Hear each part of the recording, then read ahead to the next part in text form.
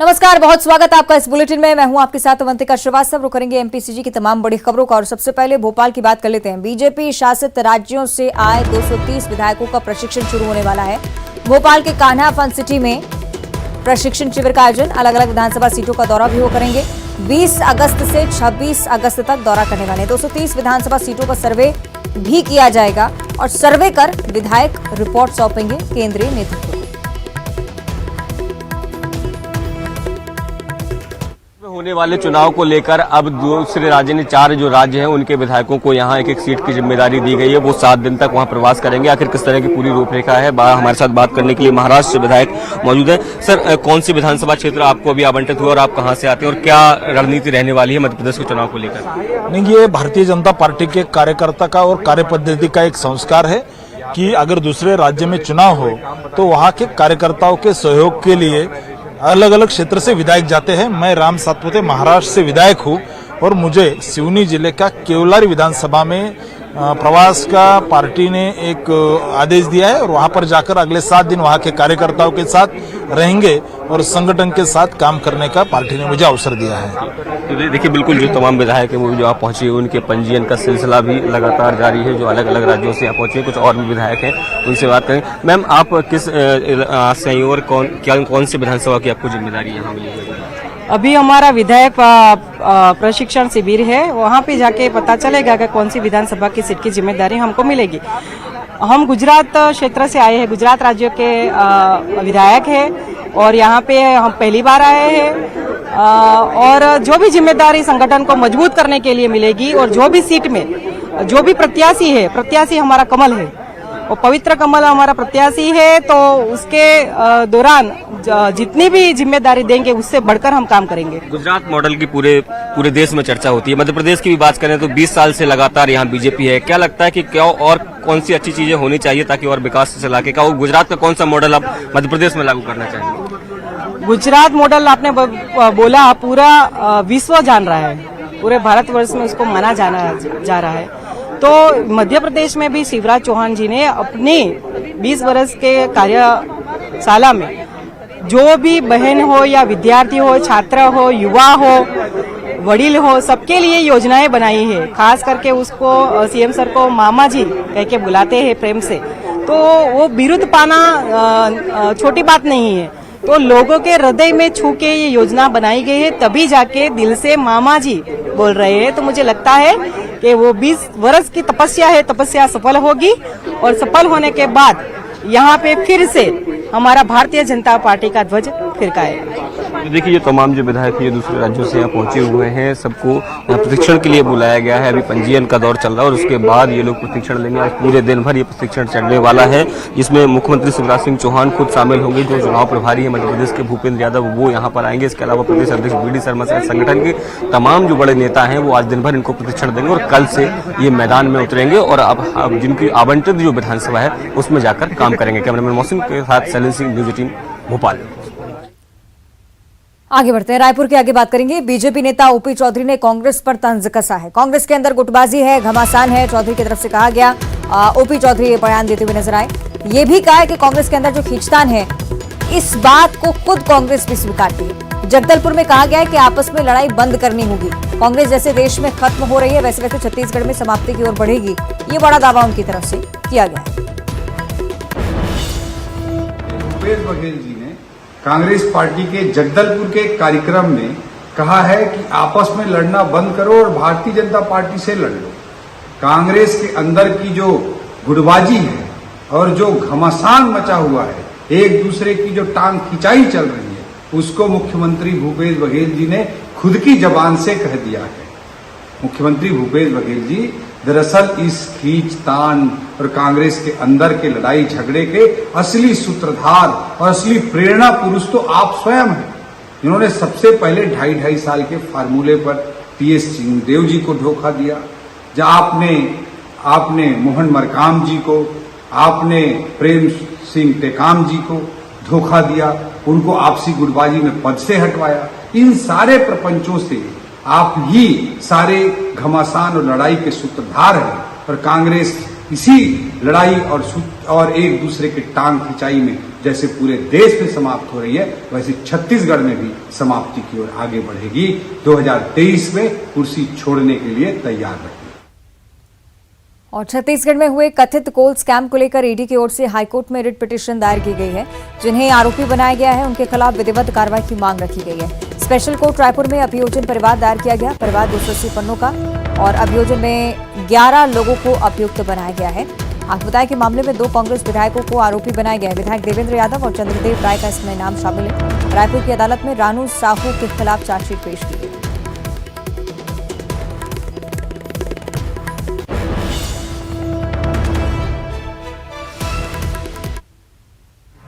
अग्रिम जो हमारा इन्वेस्टिगेशन आगे चल रहा था, उस इन्वेस्टिगेशन को आगे बढ़ाते हुए हमने निखिल चंद्राकर और रानू साहू जो कि IAS अधिकारी हैं, उनकी गिरफ्तारी की थी।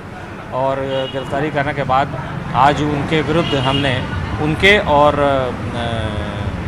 9 अन्य के विरुद्ध, निखिल चंद्राकर, रानू साहू और 9 अन्य के विरुद्ध एक अभियोजन परिवाद माननीय स्पेशल कोर्ट रायपुर के समक्ष प्रस्तुत किया है। हमारा जो अभियोजन परिवाद है वो लगभग 280 पन्नों का है, लेकिन जो रिलाइड अपॉन डॉक्यूमेंट्स हैं जिनके आधार पर हमने अपना केस को, और इस अभियोजन परिवाद में 11 लोगों को हमने अभियुक्त बनाने के लिए माननीय न्यायालय से प्रार्थना किया है, जिसमें प्रमुख नाम निखिल चंद्राकर, मनीष उपाध्याय, जो कि रानू साहू हैं जो तत्कालीन समय में कोरबा कलेक्टर रही थी, उनके हमने लगभग जो प्रॉपर्टी अटैच करके ऑलरेडी रखी हुई है। और उसमें विधायक हैं 2, देवेंद्र सिंह यादव और चंद्रदेव राय, ये दोनों विधायक हैं। ये भी उसमें प्रमुख अभियुक्तों में हमारी प्रोसिक्यूशन कंप्लेंट में हमने उन्हें शामिल किया है। और टोटल अभियुक्तों की संख्या 11। आगे बढ़ते हैं। कोरबा से अगली बड़ी खबर, जहां मेडिकल कॉलेज अस्पताल से एक बच्चा चोरी हुआ था। कल ये मामला सामने आया, लेकिन फौरन पुलिस ने कार्रवाई करते हुए कोरबी पुलिस चौकी के पास से इस बच्चे को बरामद कर लिया है। पुलिस ने बच्चे को सकुशल बरामद किया है। अस्पताल से 4 महीने के बच्चे की चोरी हो गई थी और पुलिस ने बच्चा चोर युवती को भी पकड़ लिया, यानी कि ये बड़ी जानकारी। फौरन कार्रवाई करते हुए आरोपी युवती को पकड़ा गया और बच्चा भी परिवार के सुपुर्द कर दिया गया।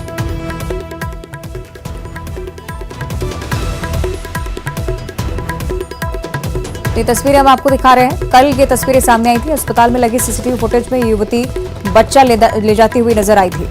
इसी फुटेज के आधार पर पुलिस ने कार्रवाई करते हुए बच्चे को सकुशल बरामद किया है, परिवार के सुपुर्द कर दिया है। बड़ी सफलता पुलिस के लिए कि फौरन इस मामले पर संज्ञान लिया गया और त्वरित कार्रवाई करते हुए बच्चे को बरामद किया जा चुका है। युवती से पूछताछ की जा रही है कि किससे तार जुड़े हुए हैं, क्या कुछ अन्य खुलासे होंगे, ये देखने वाली बात है।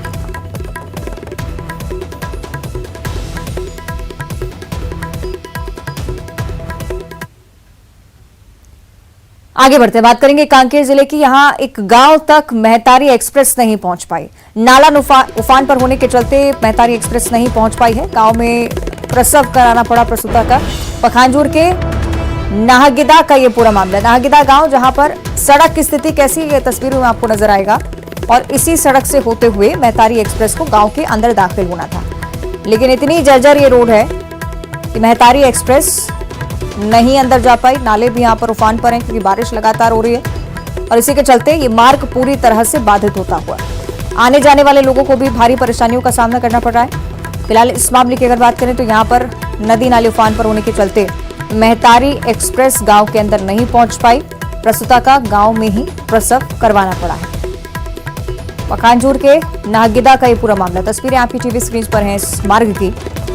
न सिर्फ महतारी एक्सप्रेस, आम लोगों को आवाजाही में कितनी परेशानी होती होगी ये भी आप अंदाजा लगा सकते हैं तस्वीरों के जरिए। कांकेर की ये तस्वीरें हैं। आप देख रहे हैं कि कांकेर से अन्य जिलों में भी बारिश का दौर लगातार जारी है। सहयोगी खेम नारायण शर्मा हमें ज्यादा जानकारी देंगे। खेम नारायण, क्या स्थिति बनी यहाँ पर, मार्ग की क्या स्थिति है, ये भी आप बताइएगा। जी अब इंतिका, मैं आपको बता दूं कि सरकार काफी विकास के दावे करती है, लेकिन जब इस तरीके की तस्वीरें जब सामने आती हैं तो विकास के पूरे पोल खुल जाते हैं। यही मामला जो है कांकेर जिले के कोयलीबेड़ा विकास खंड का है, जहां पर ग्राम नाहगीदा में एक गर्भवती स्त्री को जो है महतारी एक्सप्रेस जैसे जो महत्ती योजना जो सरकार की है वो उपलब्ध नहीं हो पाती, जिसकी वजह से जो है गर्भवती एक महिला को जो है गांव में ही असुविधाओं के बीच जो है अपना प्रसव कराना पड़ता है। और आप देख सकते हैं तस्वीरों में किस प्रकार से जो है नाले में उफान है और अभी बारिश का मौसम है और वहां पर पुल की मांग करते करते जो है ग्रामीण थक चुके हैं, लेकिन अभी तक पुल वहां पर बन नहीं पाया है, जिसके कारण से ये असुविधाएं उस क्षेत्र के ग्रामीणों को भोगना पड़ रहा है। जी चलिए, देखना होगा कब तक संज्ञान लिया जाता है। बहुत शुक्रिया आपका खेम नारायण जानकारी के लिए। आगे बढ़ते हैं धमतरी से अगली बड़ी खबर, जहां भारी बारिश के चलते उफान पर है सीता नदी और सीता नदी में उफान से 8 देहरा पुल पूरी तरह से जलमग्न हो गया है। बाढ़ के कारण पुल के दोनों तरफ से लोग फंसे हुए हैं और इसी के चलते भारी परेशानियों का सामना करना पड़ रहा है। धमतरी की तस्वीरें आप देखिए, एक बार फिर से मानसून रिटर्न जब हुआ तो किस तरह की स्थिति पैदा हुई है, ये तस्वीरों के जरिए साफ तौर पर नजर आता है। आवाजाही के लिए लोगों की लंबी कतारें दोनों ओर, लेकिन ये पुल पूरी तरह से जलमग्न हो चुका है और इस वजह से संपर्क दोनों ही इलाकों का आपस में टूट गया है। काफी तेज बहाव पानी का और इसी के चलते लोगों को परेशानियां उठानी पड़ रही हैं। आगे बढ़ते बात करेंगे राजधानी रायपुर की, जहां नकली किन्नरों का जमकर उत्पात देखने को मिला है। घर में घुसकर दंपति से लूटपाट की कोशिश हुई है। लूटपाट के दौरान महिला से मारपीट भी की गई। टिकरापारा थाना पुलिस ने एफआईआर नहीं लिखी है, पुलिस की भूमिका पर सवाल। किन्नरों का वीडियो सीसीटीवी फुटेज के जरिए जरूर सामने आया है। टिकरापारा थाना क्षेत्र का ये मामला, तस्वीरें आप देखिए। घर में जबरदस्ती घुसकर मारपीट करते हुए नकली किन्नर, जिनके खिलाफ जब शिकायत लेकर पुलिस में पहुंचा गया तो पुलिस ने भी शिकायत लिखने से मना कर दिया। ये कुछ तस्वीरें जो कि पास ही लगे सीसीटीवी कैमरे में कैद हुई हैं। सहयोगी युगल हमें ज्यादा जानकारी देंगे। युगल, क्या है पूरा मामला, विस्तार से जानकारी। जी देखिए, ये पूरा मामला टिकरापारा थाना क्षेत्र का है। घर में घुस करके रुपए लूट करने का ये मामला है। 15 अगस्त की वारदात को अंजाम दिया गया था और सीसीटीवी फुटेज में पूरी ये तस्वीर है वो कैद हुई है। कुछ किन्नर थे जो घर के अंदर घुसे और जबरन लूट की घटना को अंजाम दिया है और एक किन्नर जो बाहर पे खड़ी हुई थी और अभी फिलहाल जो जांच में पता चला है कि ये नकली किन्नर है।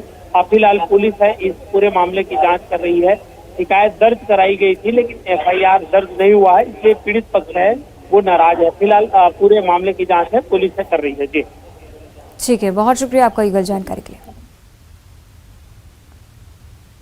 और इधर रायपुर की सड़कों पर यातायात नियमों की खुलेआम धज्जियां उड़ाते हुए एक वीडियो सामने आया। 2 पहिया वाहन में 4 सवारी बैठकर युवक युवतियां गाड़ी चलाते नजर आए। तस्वीरें आप देखिए। वीडियो जयस्तंभ चौक के पास का बताया जा रहा है और अक्सर अब छत्तीसगढ़ से इस तरह के मामले सामने आने लगे हैं।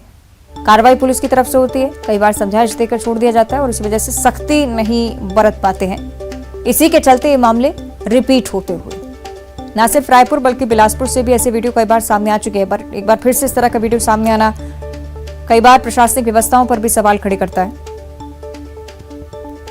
अब चूंकि संज्ञान में आया है मामला तो हो सकता है कि कार्रवाई पहचान के बाद की जाए।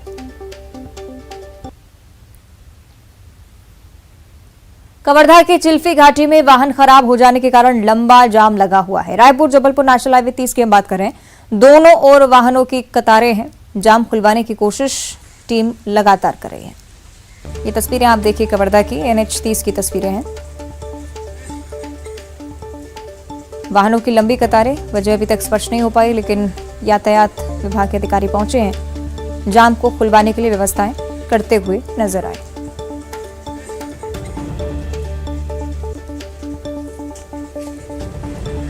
तो आवागमन में भारी परेशानी का सामना करना पड़ रहा है। घंटों से यहां पर वाहनों की लंबी कतारें देखी जा रही हैं।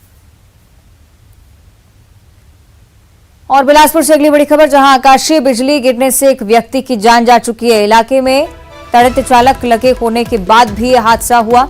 चक्कर भाटा थाना क्षेत्र का ये पूरा मामला है। बिलासपुर से खबर हम आपको बता रहे हैं। बारिश का सीजन लगातार जारी है। मौसम विभाग की तरफ से भी आकाशीय बिजली को लेकर सूचना जारी की गई थी और एक बार फिर से आकाशीय बिजली की चपेट में आकर मौत का मामला सामने आया। चंद्रयान अब चांद के कुछ ही कदम की दूरी पर है। प्रोपल्शन मॉड्यूल अलग होने के बाद अब ये सीधे चांद की ओर बढ़ रहा है। सब कुछ ठीक रहा तो चंद्रयान 3 का लैंडर 23 अगस्त को चंद्रमा पर सॉफ्ट लैंडिंग करेगा।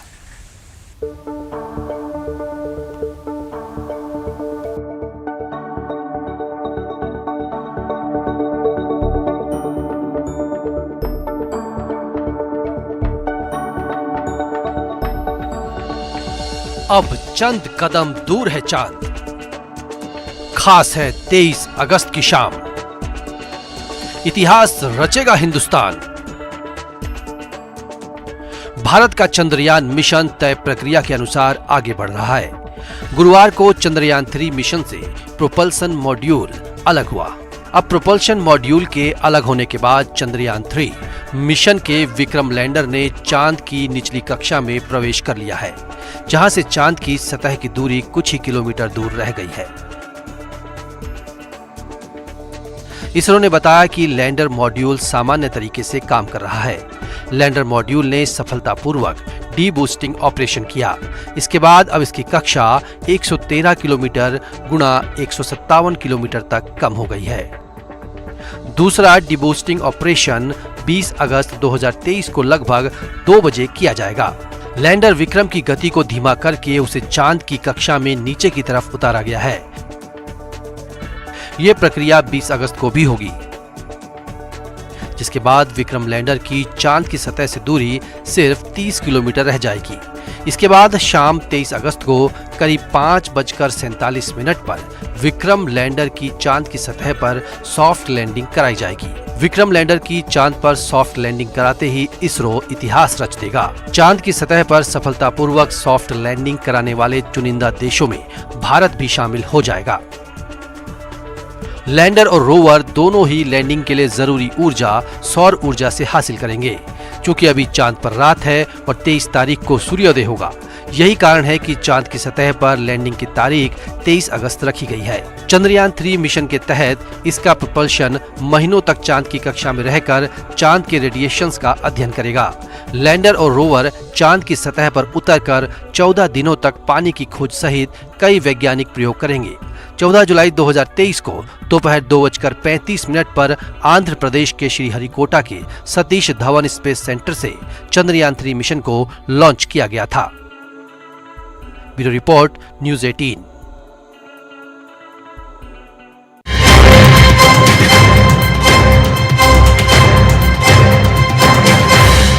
हेडलाइंस प्रेजेंटेड बाय पेट सफा आयुर्वेदिक चूर्ण, पेट सफा तो हर रोग दफा।